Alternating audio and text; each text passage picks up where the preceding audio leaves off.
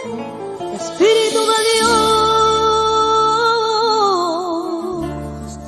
Espíritu de Dios,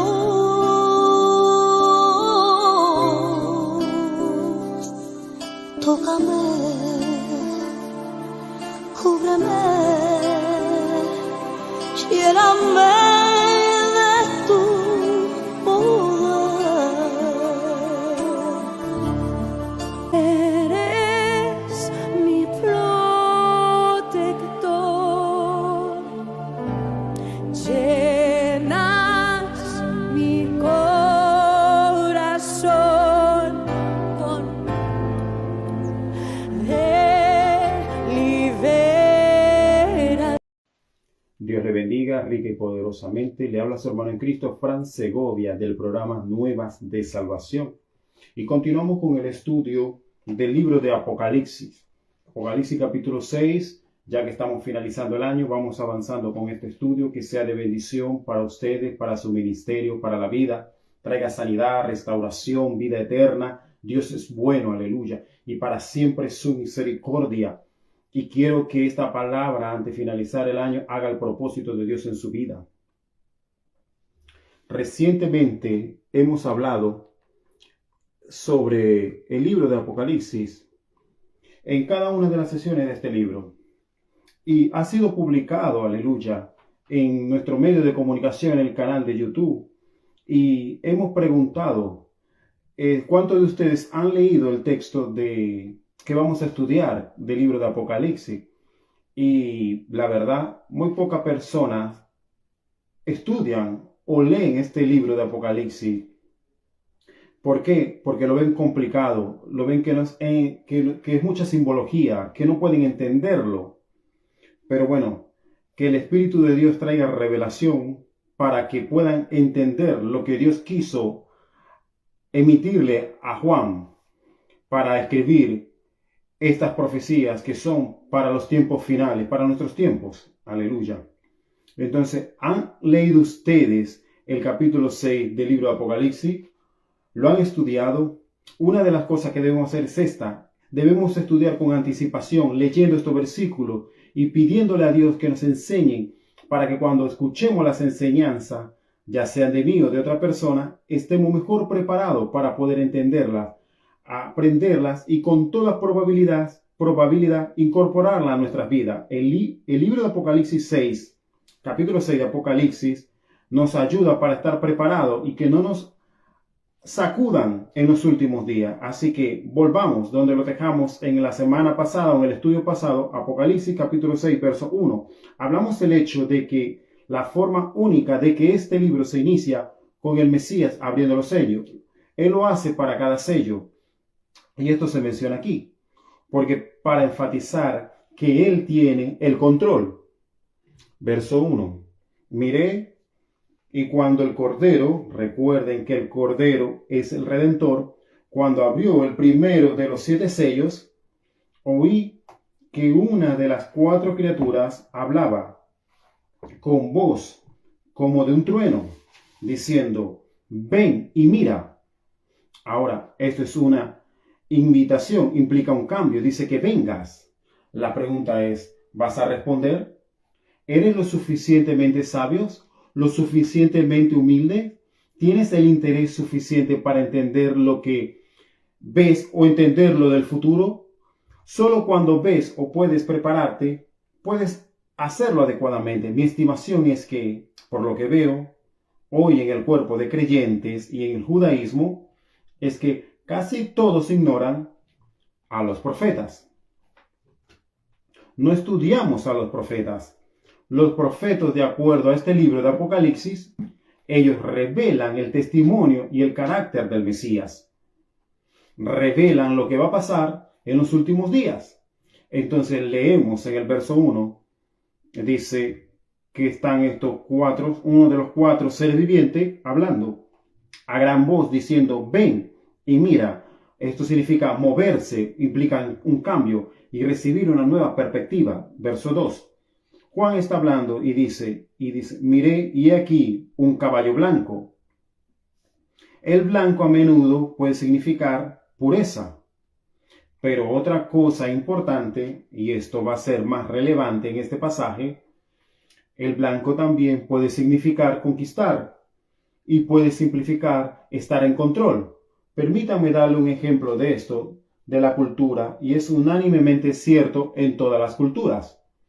Cuando alguien se rinde, cuando alguien reconoce que hemos sido conquistados y se rinde a ello, sostiene una bandera blanca. Y este que se sienta en el primer caballo es un caballo blanco. Presten atención a todas las pistas que vamos a recibir, porque nos dan pista de cada uno de estos tres primeros jinetes, para que entendamos lo importante mensaje que se encuentra en el cuarto y último jinete. Y si no hacemos esta conexión, vamos a fracasar en la comprensión de este capítulo.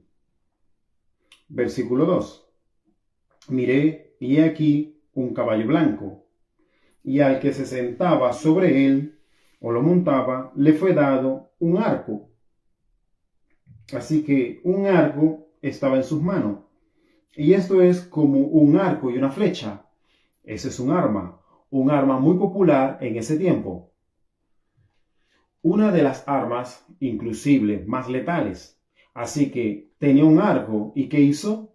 Seguimos leyendo. Dice, y le fue dada una corona, porque salió y conquistó, porque iba a conquistar. Así que 2 veces utiliza esta frase para conquistar. Tenía un arma y la usó y conquistó.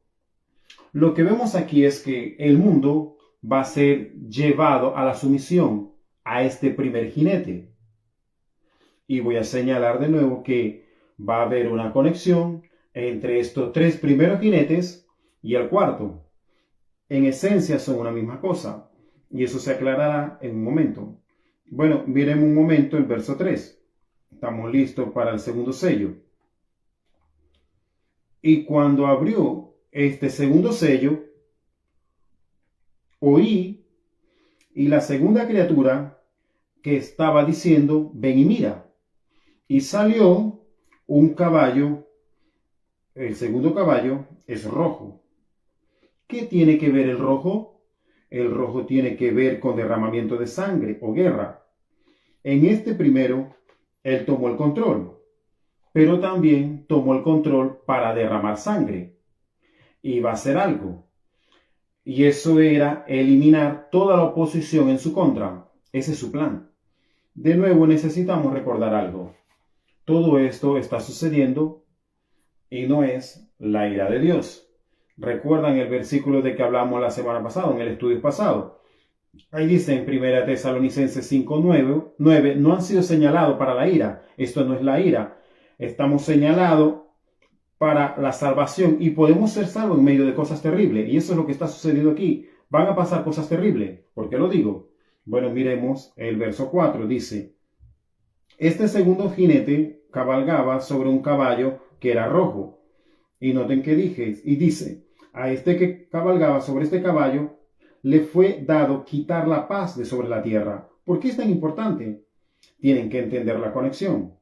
Mucha gente va a pensar, y volvamos a nuestra discusión del capítulo 8 de Daniel, dice lo siguiente, habrá una bestia del oriente, cometerá atrocidades, se le conoce como algo barbárico, el mundo se sentirá sin esperanza delante de él. Él va a salir del este y se va a mover hacia el oeste, hacia el norte y hacia el sur. Y no habrá nadie que lo impida. Eso es lo que Daniel dice. Y luego usa la frase, de repente, Pitón, de repente, hay otra bestia que se levanta del occidente y se va a mover por el mundo sin tocar la tierra. ¿Por qué es importante esto? Esa es una manera profética de hace 3000 años para hablar de sobre lo natural, de moverse, de viajar, sin tocar el suelo. Así que esta segunda bestia del occidente, sobrenatural en su naturaleza, va a destruir a la primera bestia. Y todo el mundo va a pensar, excelente, y va a tener autoridad y poder. ¿Y qué va a hacer? Va a usar este poder para derramar más sangre. Va a quitar la paz. Recuerden lo que dice la Escritura. cuando digan paz y seguridad, y luego vendrá destrucción repentina. Lo vemos tomando la rienda en el primer jinete, ese blanco, pero va a quitar la paz de la tierra. Y observen lo que viene. Dice, al final del versículo 4, Apocalipsis 6:4, que va a matar a un hombre y a su hermano y le dará una gran espada. Lo que quiero que veas esto. El primer jinete es blanco, tiene un arco y sale para conquistar. Recuerden lo que es un conquistador. El segundo jinete es un caballo rojo, va a quitar la paz de la tierra, va a matar gente y va a tener una gran espada. Recuerden eso, una gran espada en sus manos. Pasemos al versículo 5. El tercer sello dice, y cuando abrió el tercer sello, escuché a la tercera criatura decir, ven y mira. Y miré, y he aquí un caballo negro. Recuerden que el caballo blanco tuvo que ver con la conquista. El caballo rojo tuvo que ver con el derramamiento de sangre, o la guerra, o la remoción de la paz. El negro va a significar muerte. ¿Cuál es una de las cosas que causa la muerte? Hambre y pestes. Van de la mano. ¿Por qué digo esto? Porque he leído más adelante. Fíjense de lo que hablan en el versículo 5, al final. Dice, este caballo negro y el jinete que se sentaba sobre él, fíjense lo que tenía. Tenía una balanza en su mano. ¿Y cuál es el propósito de la balanza en este tiempo?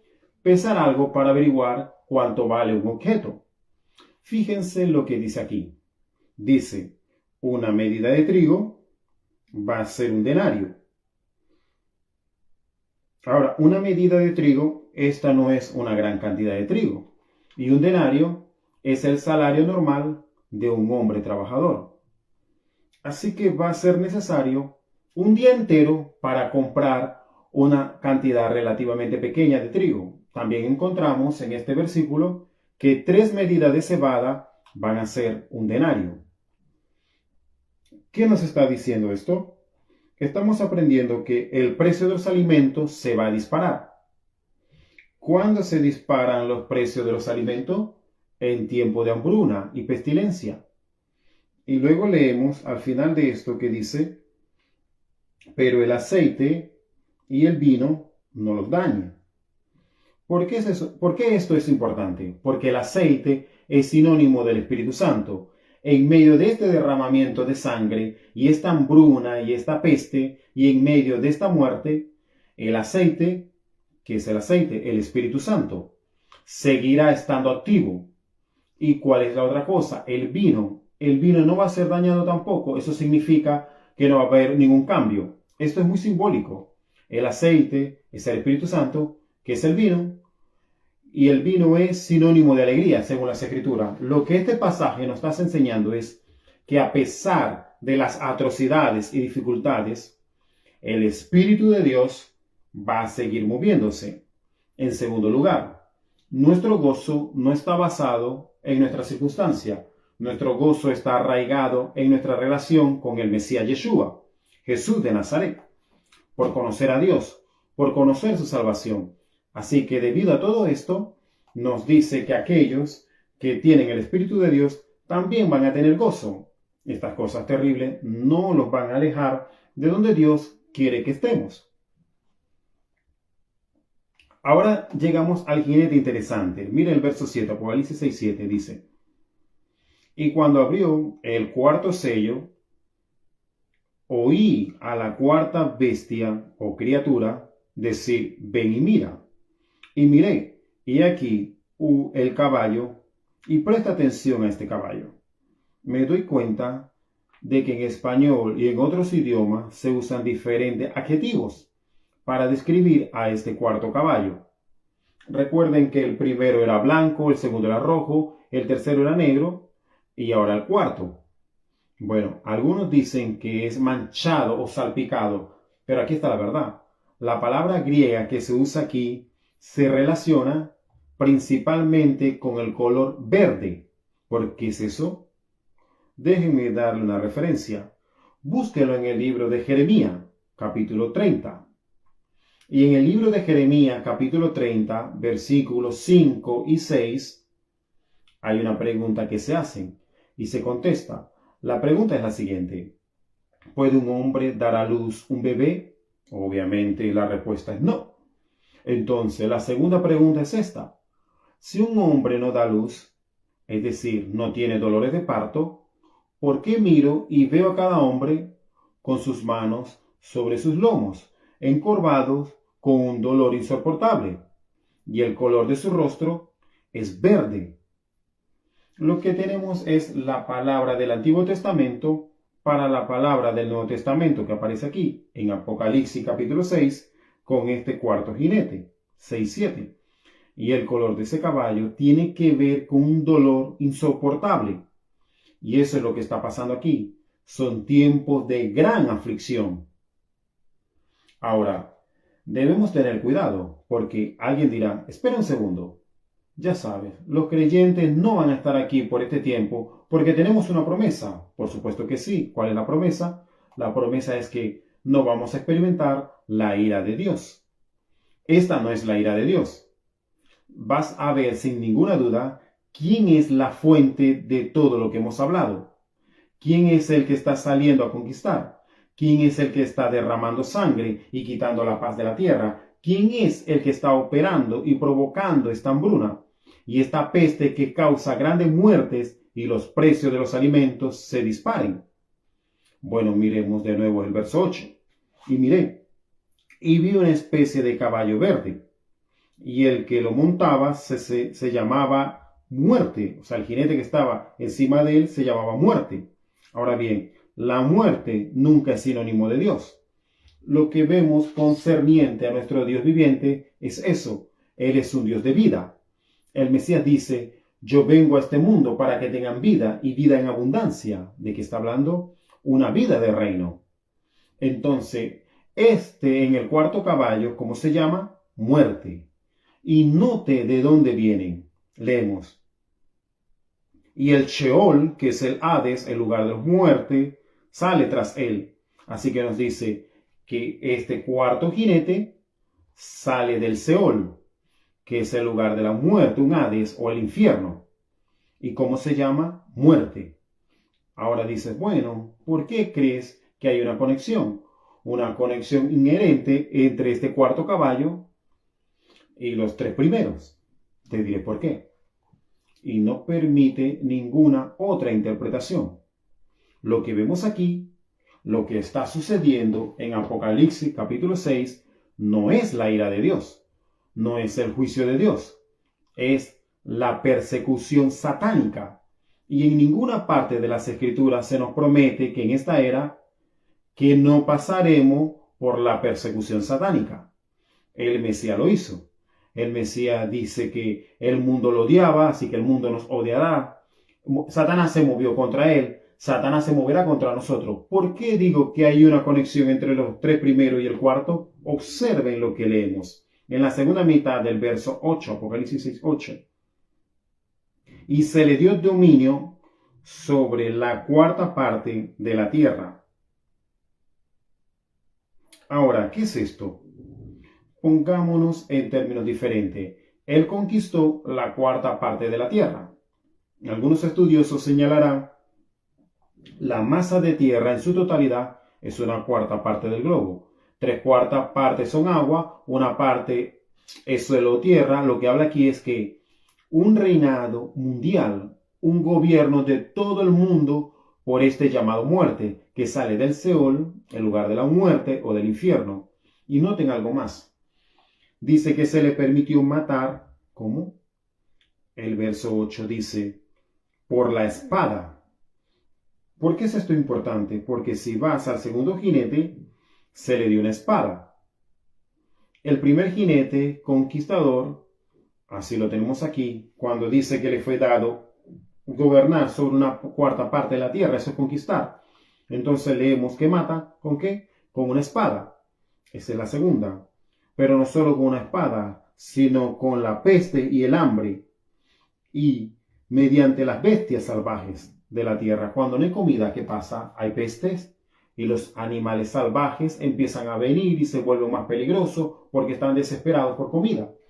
Así que innegablemente lo que se está enseñando aquí, lo que se está revelando, esta conexión entre el primer, segundo y tercer jinete con el cuarto. Son en esencia uno. Todos ellos están enraizados en Satanás, el que sale del infierno, el que se llama muerte. Él está generando muchos cambios. Hagamos una pausa un momento, porque ¿qué va a pasar? Esto es lo que creo que es muy importante que entendamos. Hay una conexión entre Daniel, capítulo 8, y esta bestia del este, y el anticristo que viene del oeste, y lo destruye. ¿Quién es esta bestia del este? Creo que es el Islam. El Islam se está moviendo desde el oriente hacia el oeste, hacia el norte y hacia el sur. Es barbárico, está arraigado en el terrorismo, y no estoy hablando del Islam extremo, estoy hablando solamente del Islam. No hay otra forma de hacerlo. Hoy en día, para ser políticamente correctos, le llamamos extremismo, pero las personas que están haciendo terrorismo y matando gente simplemente están poniendo en práctica las creencias de Mahoma. Si estudias historia, Mahoma quería controlar las masas de tierra y usó todas las técnicas que pudo y tomó prestado de diferentes religiones para crear una nueva, para unir a la gente bajo su mando. Y el que no quería unirse dijo, mata al infiel. Eso es lo que está pasando. Lo que viene ahora en nuestros días, en el horizonte, es esta bestia del oriente. ¿Quién va a destruirlo? Vamos a ver que se trata del anticristo. ¿Y qué va a ser una de las cosas que diga? Va a decir, no podemos tener más de estas formas extremas de religión. Todo lo que oyen hoy es una alarma sobre las opiniones extremas. Bueno, ¿saben qué? Si creen en el Mesías Yeshua y creen en este libro, van a llamarlo extremista. Y el anticristo va a tomar el poder, va a gobernar y va a combatir esos extremistas. Y en ese día y en esa época seremos tú y yo. ¿Por qué digo eso?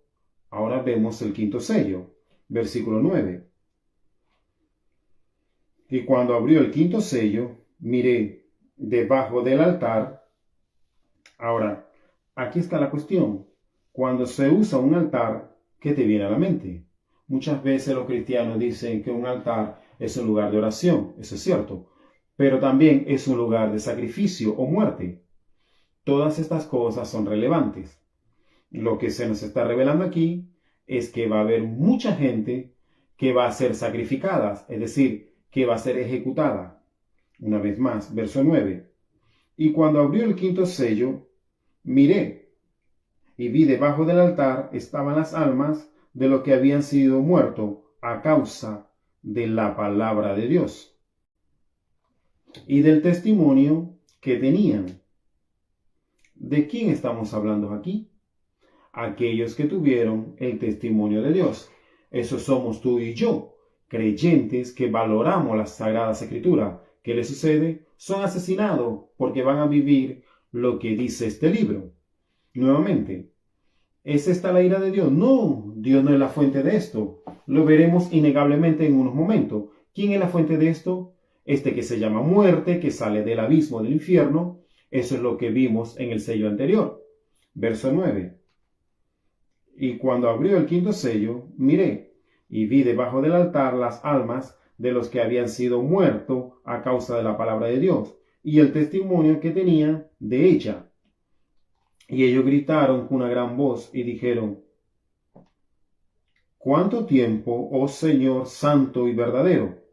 ¿Quién está hablando eso? Los creyentes. Seremos nosotros los que entendemos la santidad y la fidelidad de Dios, los que seremos fieles a su palabra. La pregunta es, ¿hasta cuándo, oh santo y verdadero? Hasta que juzgues y vengues la sangre de los que moran en la tierra. Hemos mencionado 2 o 3 veces, creo, dos términos importantes en el libro de Apocalipsis. Hay una distinción entre dos grupos de personas, y estos dos grupos no tienen nada que ver con el lugar donde literalmente están físicamente. Estoy hablando de los que habitan en los cielos y de los que habitan en la tierra. No tiene que ver con dónde están, sino dónde está su lealtad. Y en este relato, aquellos cuya lealtad es a la tierra, al anticristo, van a matar a los creyentes en este tiempo. Por eso dice, miren de nuevo el versículo 10, clamaron a gran voz y dijeron, ¿cuánto tiempo, Señor santo y verdadero, hasta que juzgues y vengues la sangre de los moradores de la tierra, quienes fueron los que mataron a esos creyentes?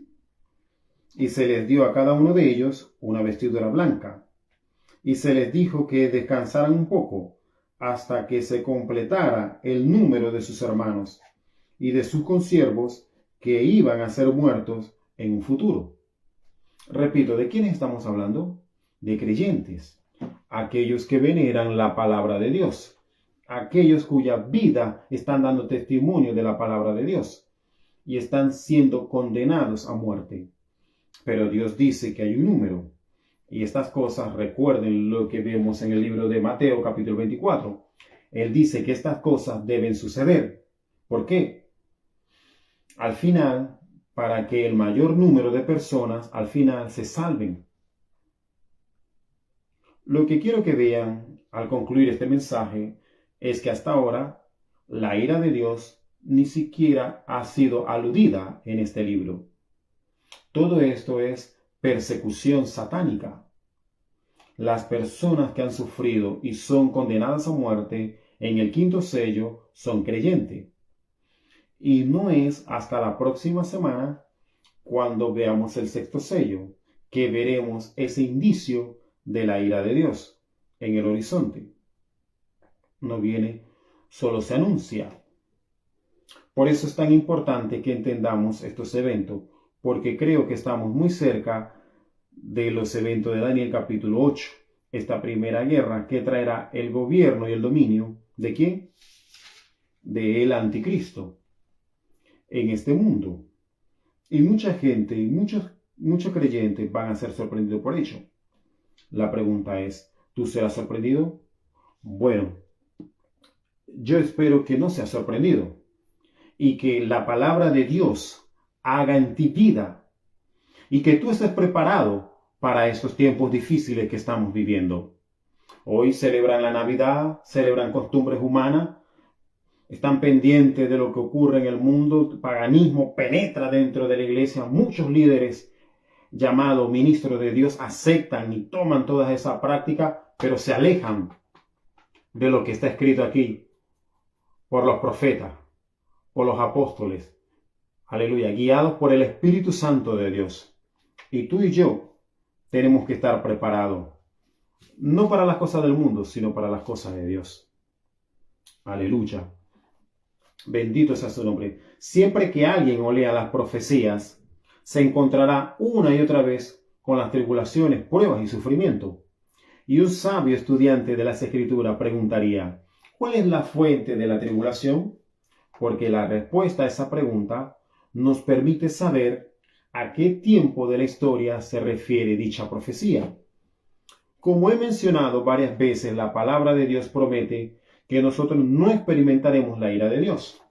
Pero la palabra de Dios en ningún momento promete que no pasaremos por tribulaciones. Y lo que hemos visto en el libro del Apocalipsis, capítulo 6, es que los primeros 5 sellos no tienen nada que ver con la ira de Dios. Estoy haciendo un resumen de lo que seguimos hablando, sino con la persecución que ha hecho Satanás en contra de los creyentes y con sufrimiento en general.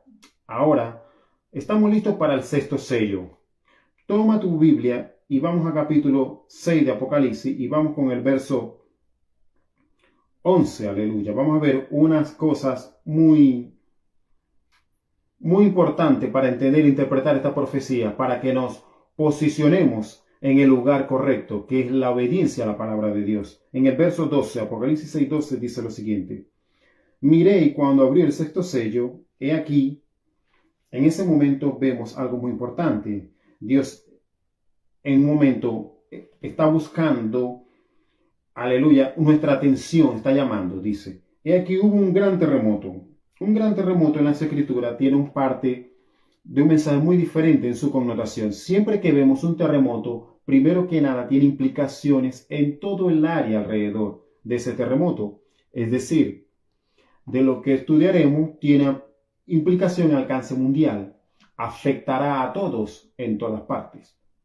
En segundo lugar, un terremoto anuncia algo. Entonces, dos cosas. Dios quiere captar nuestra atención para anunciar algo que tiene implicaciones a nivel mundial. Mira de nuevo el verso 12. He aquí que un gran terremoto y algo más sucedió, y el sol se volvió oscuro como cilicio, y la luna se volvió como sangre. Una vez más, necesitamos prestar atención a todas las sagradas escrituras en Apocalipsis.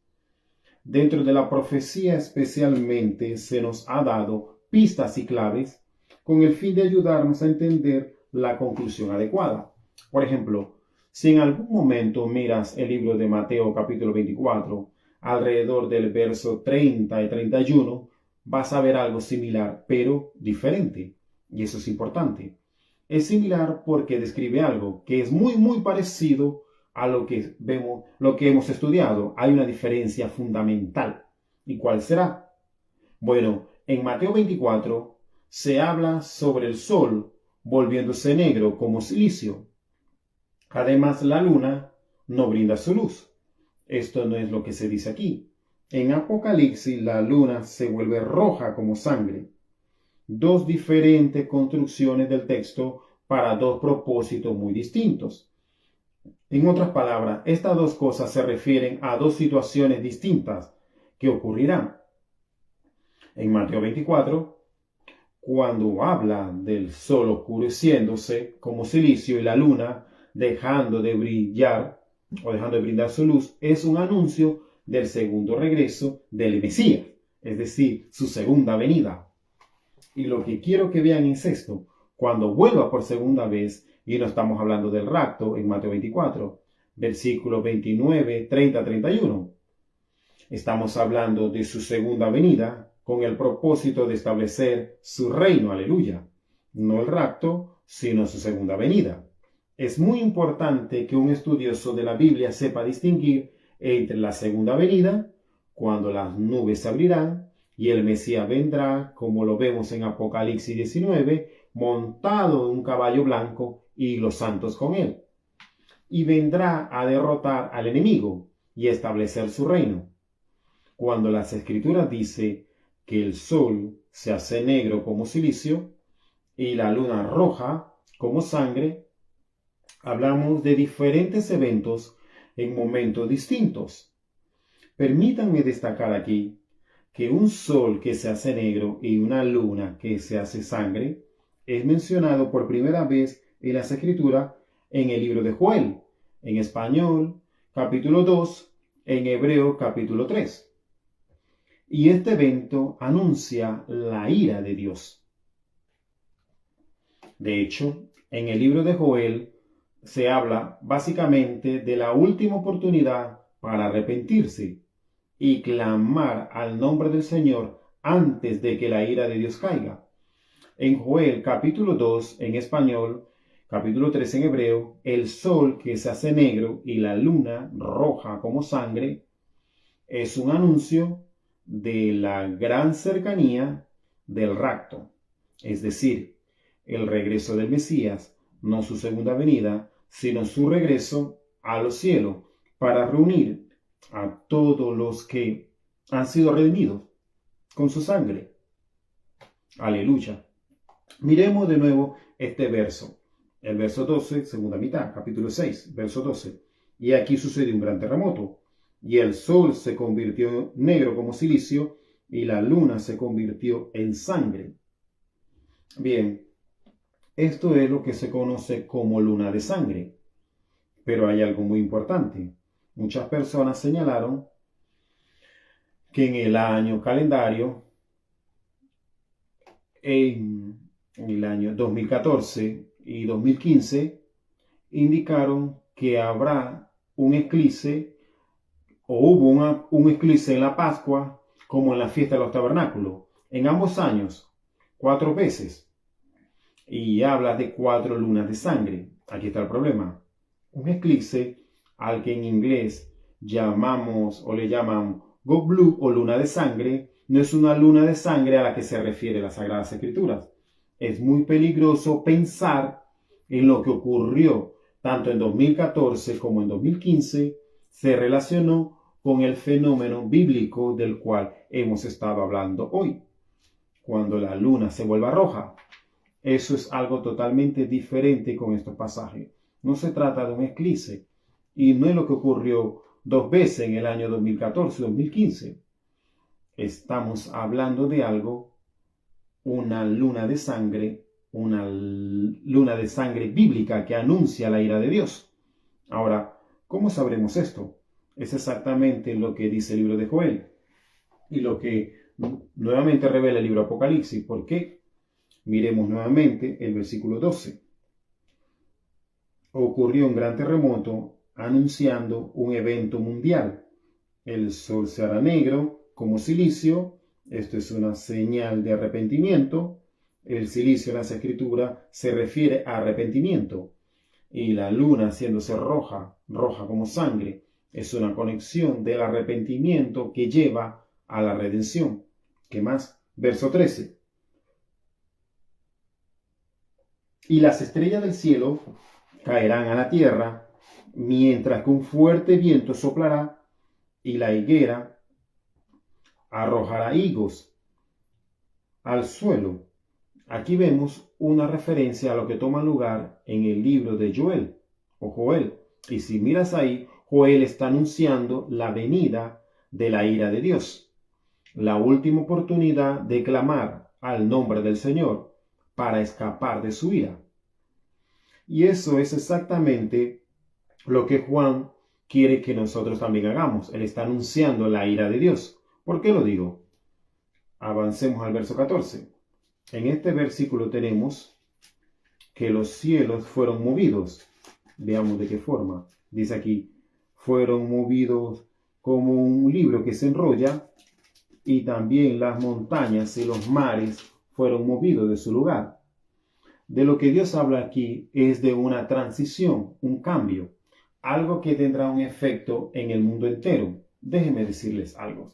Mucha gente querrá decirte, y es una mentira del mismísimo infierno, ellos te dirán que todo lo que narra Apocalipsis ya ocurrió, que fueron los acontecimientos que rodearon la destrucción del segundo templo, antes y después del año 78 después de Cristo. Eso está totalmente disociado de la simple comprensión de este texto. Es decir, no puedes interpretar el libro de Apocalipsis al menos que entiendas que todo lo que ves es simbólico y uses una metodología que vacíe todas las Sagradas Escrituras. Si lo usas, esa metodología en otro lugar hará que todas las Escrituras pierdan relevancia en lo absoluto. Entonces leemos aquí, mira el verso 14. Dice que habrá un cambio. Montañas e islas serán removidas de sus lugares. Y los reyes de la tierra, y esos que son líderes poderosos, líderes de miles, y gente rica y poderosa, todo sirviente y todo hombre libre, ¿qué harán todos ellos? La descripción aquí quiere decir que no hay diferencia. Pueden ser ricos o pobres, fuertes o débiles, aquellos que tienen estatus o ningún estatus, aquellos que no tomaron en serio la palabra de Joel con respecto a clamar al nombre del Señor. ¿Qué pasará con ellos? Noten lo que ocurre aquí. Y lo que esos individuos hacen. Dicen que se esconden en las cuevas y bajo las rocas de las montañas. Y le dicen a las montañas y a las rocas, caigan sobre nosotros y escóndanos de aquel que se sienta en el trono y de la ira del Cordero. Lo que vemos aquí, y esta es la primera indicación de ellos, es que no es hasta llegar a este sexto sello que la ira de Dios empieza a nombrarse. De nuevo, ahora en este punto no ha sucedido. Lo que vemos es que la ira de Dios es inminente. Vemos que la ira de Dios está en un horizonte cercano, que gente de todo el mundo, cuando vean los eventos en los cielos y cuando resuene ese terremoto, cuando todas estas cosas sucedan, ellos sabrán lo que viene. Es decir, que la ira de Dios es inminente. ¿Y qué harán? En vez de hacer lo que dice Joel, de arrepentirse y clamar el nombre del Señor con el fin de poder ser salvos de la ira de Dios, como lo promete Primera de Tesalonicenses 5:9. Ellos tratan es de esconderse y le dicen a las montañas y a las grandes rocas: caigan sobre nosotros y cúbrannos, escóndanos de aquel que se sienta sobre el trono, ese es Dios el Padre, y de la ira del Cordero, ese es Dios el Hijo. Y noten lo que dice el verso 17: porque el día de la ira, ese gran día de la ira, ha llegado. ¿Y quién podrá mantenerse en pie? Vemos entonces que este sexto capítulo termina con una descripción de la eminencia de la ira de Dios. Ahora avancemos al capítulo 7. Capítulo 7, Apocalipsis 1. En el capítulo 7 observamos un cambio para ver ahora a otro grupo de personas. Antes del sexto sello, hablo del quinto sello. Vimos a aquellos que fueron asesinados debido a la palabra de Dios y por su testimonio, porque su vida reflejaba que vivían basado a la palabra de Dios. Ellos fueron perseguidos, eran creyentes, eran perseguidos por su fidelidad. Pero ¿qué más vemos aquí? Lo otro que quiero destacar es sobre Israel. Vamos a ver al avanzar al capítulo 7 que Dios no se ha olvidado de Israel, con el fin de que la segunda venida suceda, y ya lo hemos dicho, Israel tiene que arrepentirse. Israel tiene que venir a la fe en el Mesías Yeshua. Entonces, vamos a revelar algo. Antes de la ira de Dios, el rapto tendrá que suceder. Inmediatamente antes de que la ira de Dios suceda. Hasta ahora, al final del capítulo 6, la ira de Dios solo ha sido anunciada. Hemos visto las señales proféticas de que la ira de Dios está cerca y las instrucciones bíblicas de clamar al nombre del Señor para ser salvo. Y ahora hay una transición. Miremos el capítulo 7, verso 1. Y después de estas cosas, miré, y habían 4 ángeles de pies en las cuatro esquinas de la tierra, y ellos detuvieron los 4 vientos de la tierra. ¿Qué vemos repetirse una y otra vez? Se trata del número 4. 4 ángeles, 4 esquinas de la tierra y 4 vientos de la tierra. ¿De qué hablamos? Bueno, como lo vimos estudios atrás, el número 4 tiene que ver con el mundo. Y lo que Dios dice aquí es que su ira caerá sobre todo el mundo entero. Miremos de nuevo. Después de estas cosas, miré, y 4 ángeles estaban de pies en las 4 esquinas de la tierra, y detuvieron los 4 vientos de la tierra, con el fin de que el viento no soplara sobre la tierra, ni sobre el mar, ni sobre los árboles. Y este viento es el viento de la ira de Dios. Encontramos aquí que habrá una proclamación que retrasa la llegada de este viento de la ira de Dios sobre el planeta. Aleluya. Leemos en el verso 2. Y miré, y otro ángel procedente del este. En nuestro estudio del libro de Jonás hay una relación bíblica entre el este y la llegada del juicio de Dios. Y con esto vemos llegar a este ángel que viene con una tarea. Él sabe que la ira de Dios es inminente, pero ¿qué pasa? Veamos de nuevo el verso 2. Y miré, y otro ángel procedente del este, En su mano traía el sello del Dios viviente. Este es un tipo diferente de sello. Este es un sello que implica ser el dueño de algo. Un sello que demuestra propiedad. Necesitamos entender el contexto.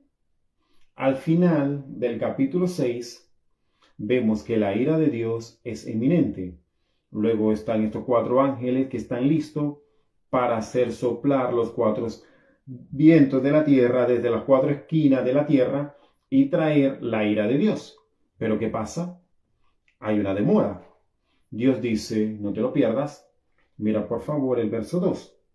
Este ángel, con el sello del Dios viviente, en la mitad del verso 2, llama con una gran voz a los 4 ángeles, a quienes se le había dado el poder para dañar la tierra y el mar, y dice, no dañen la tierra, ni al mar, ni a los árboles, hasta que algo suceda.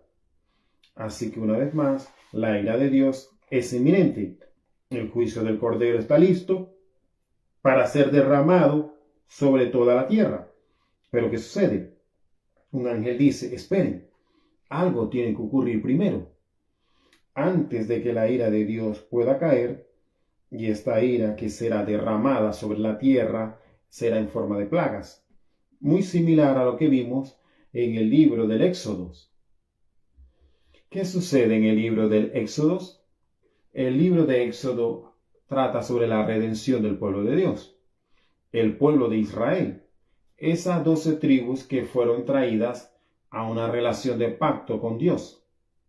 ¿Qué sucederá en los últimos días? Algo muy parecido. Dios usará su juicio, estos juicios, esta ira, con el fin de traer a Israel de vuelta a una relación correcta, una relación nueva de pacto con Él. No se pierdan también algo más. Del mismo modo que en la primera redención, o sea, en el éxodo de Egipto, así de la misma manera como Israel salió y trajo consigo una amplia multitud de gentiles, aquí también habrá un remanente de las naciones que llegarán a la fe al Dios de Israel y a su Redentor, Yeshua, Jesús de Nazaret, en estos últimos días. Dios está permitiendo, está moviendo, está haciendo que estas cosas sucedan para que un número mayor de personas, tanto judías como gentiles, puedan ser salvas y parte de su reino. Si hubiera cualquier forma de que más personas se salvaran, Él lo haría. Pero esto es lo que pasará. Esto es lo que es requerido. Así que una vez más dice en el verso 3, no causes daño a la tierra ni al mar o a los árboles hasta que sean sellados en los siervos de nuestro Dios en su frente. Entonces, ¿qué es lo que sucederá? Este ángel vendrá y se moverá de una manera única. Y es interesante dónde este sello se colocará, sobre las frentes. Quiero que notemos que hay paradigmas en las escrituras. Dios ubica algo que ya pasó, lo toma y lo aplica a esa misma verdad, ese ejemplo, y lo usa en un lugar distinto, para traer esa enseñanza y sabiduría a un nuevo contexto en las Escrituras. Recordarán que en el jardín del Edén, después del pecado, Adán y Eva fueron expulsados en su condición de caída. Tuvieron hijos y recordarán que Caín mató a Abel. ¿Qué pasó? Vemos que había una marca, un sello, por así decirlo, que fue colocado sobre Caín, con el fin de que nadie lo matara. De esta misma manera, no fue porque Caín fuera justo, no porque él se haya hecho merecedor de eso, fue por un llamado en su vida. Debido al propósito de Dios, de la misma manera, Dios tiene en su providencia, en su soberanía, Él ha creado a Israel, Él ha llamado a Israel, Él ha puesto a Israel en este mundo para ser su instrumento con un propósito. Y estamos viendo las implicaciones de esto con Israel al ser sellados. Ahora avanzamos al verso 4. Escuché el número de sus sellados, 144,000. Ahora, hay un par de maneras distintas como pudiéramos interpretar este número, 144,000. Primero que nada, vemos que hablan 12,000 de cada una de las 12 tribus. Entonces, 12 y el número 12 y el número 1000 son muy instrumentales para sumar 144,000. Hay quienes quieren tomar de este número de manera literal y quiere decir que literalmente habrán 144,000 de las 12 tribus de Israel, que serán sellados y que Dios los usará de una manera única en los últimos días. Quizás ese sea el caso. Otros dirán que el número 12 se refiere a las 12 tribus, el pueblo de Dios. Y el número 1000 habla de completación. Entonces no es un remanente del pueblo judío, sino todo el pueblo judío en los últimos días, a quien Dios preservará, cuando su ira y su juicio caiga sobre este mundo. Que este sello colectivo sobre Israel será usado como testimonio para las naciones. Ahora, vamos a lidiar con las implicaciones de ambas interpretaciones cuando veamos de nuevo este número, 144,000, en el capítulo 14 del libro Apocalipsis. Sigamos por un momento con el encuentro de lo que estamos estudiando. En primer lugar, tenemos 12 tribus, pero hay algunos cambios. Al dar un segundo vistazo, encontrarás que la primera tribu que se menciona es Judá.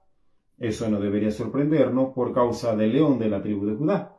Judá tendrá liderazgo y preeminencia entre las tribus de Israel en los últimos días.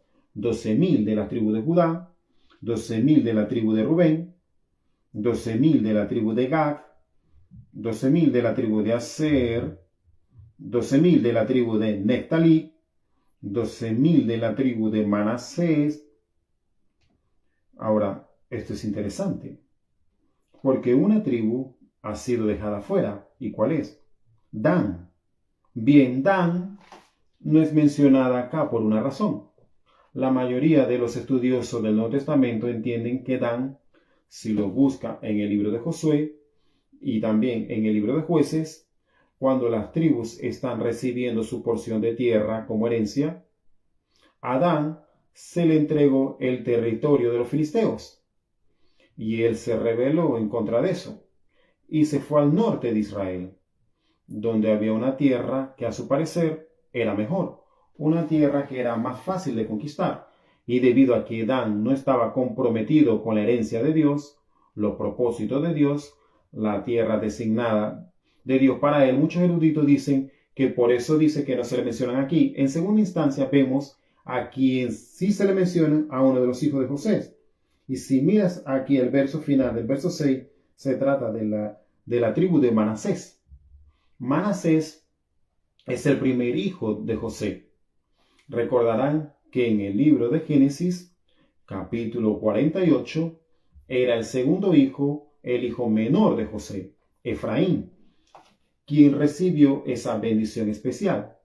José dijo: así no, padre mío, pero Jacob hizo lo que quiso.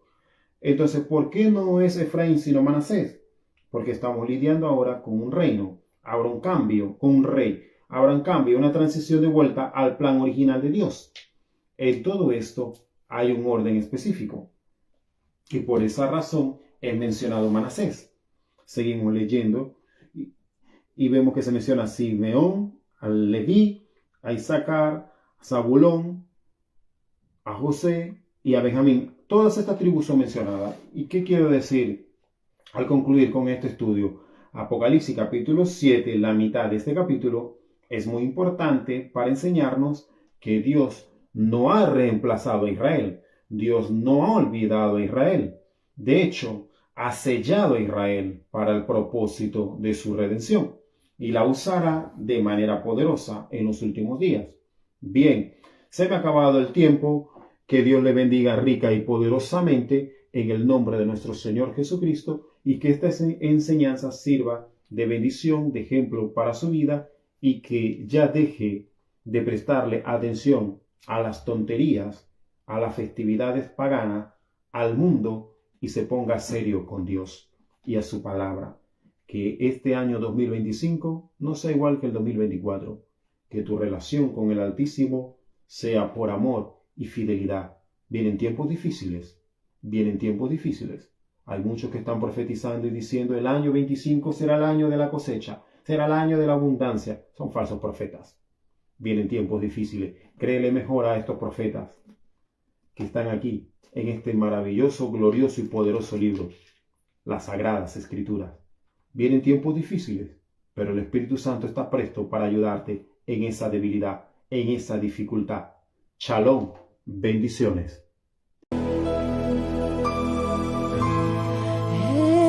Eres mi protector,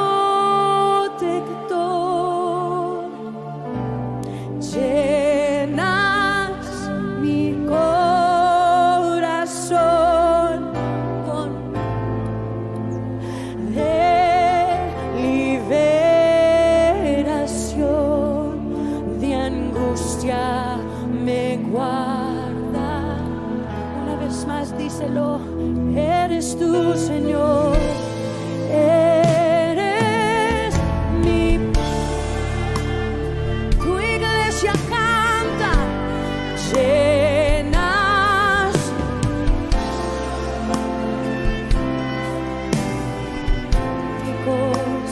de liberación, de angustia me guardarás. Confiaré en ti, confiaré. Shalom, shalom, Jerusalén. Paz sea